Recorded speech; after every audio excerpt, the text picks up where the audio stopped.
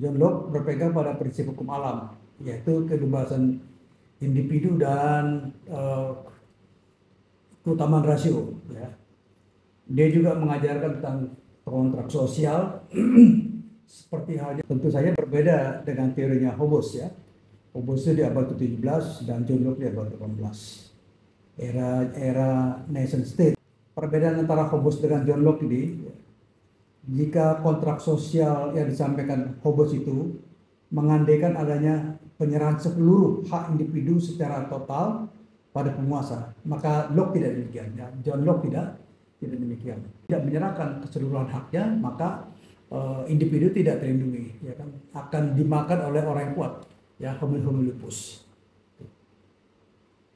Nah, kemudian yang disampaikan oleh John Locke ini berkaitan dengan kontrak sosial berbeda dengan Hobbes. Ya.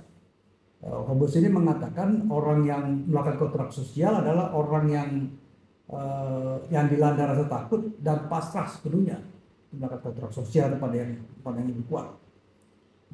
John Locke, kontrak sosial adalah orang yang tertib, menghargai kebebasan, hak hidup, dan kepemilikan harta sebagai hak bawaan sebagai manusia. Itu mengatakan Anda untuk aman, maka Anda harus menyerahkan keseluruhan, ya, hidup Anda itu kepada orang yang berkuasa. Kontrak sosial seperti itu. Ya, kalau tidak, Anda akan dilindas oleh orang yang kuat. Tapi kalau John Locke, prinsip berbeda lagi.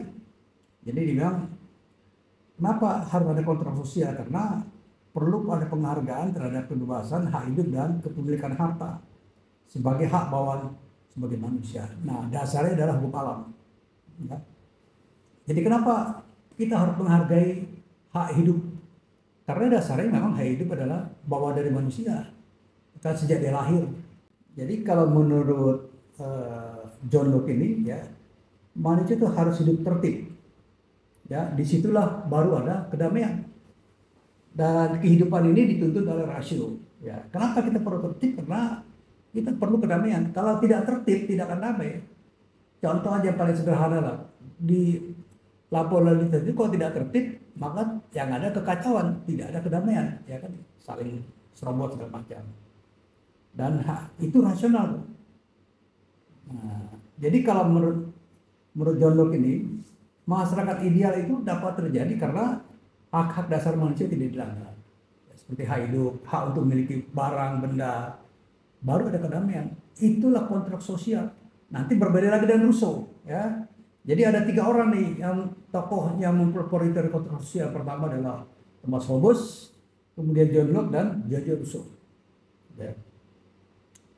Jadi menurut John Locke ini hak-hak tersebut, ya, hak dasar itu tidak ikut diserahkan kepada penguasa ketika kontrak sosial dilakukan. Ya. Kekuasaan yang diberikan dalam kontrak sosial dengan sendirinya tidak mungkin bersifat mutlak. Ya, karena apa? Karena kontrak sosial itu kalau suatu saat orang melakukan kontrak bisa membatalkan, bisa menarik, maka di situ letak ketidakmutlakan kontrak sosial itu, atau kontrak untuk menyerahkan diri itu dikuasai kepada penguasa. Ya, dalam bahasa sederhana, sekarang misalnya kita memilih seorang presiden dalam pemilu, jadi dengan adanya kekuasaan dari yang lahir dari kontrak sosial itu justru dimaksud untuk melindungi hak kodrat dari bahaya yang mungkin mengancam baik yang datang dari luar.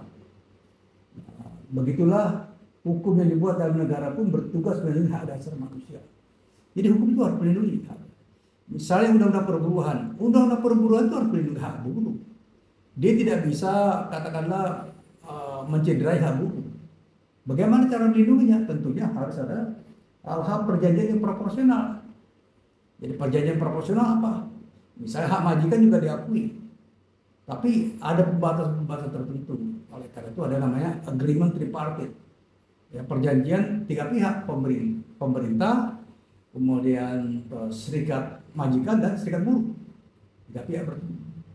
Jadi sekali lagi beda dengan Hobbes. Kalau Hobbes dikatakan orang harus menyerahkan sepenuhnya kedaulatan dia, hak alam dia kepada orang yang berkuasa supaya dia aman. Jadi, tapi kalau John Locke mengatakan itu tidak mutlak seperti itu. Jadi harus ada kontrak. Dasar-dasarnya apa? Misalnya kekuasaan itu melindungi hak kodrat dari warga negara, ya, terhadap ancaman yang datang dari luar bumi.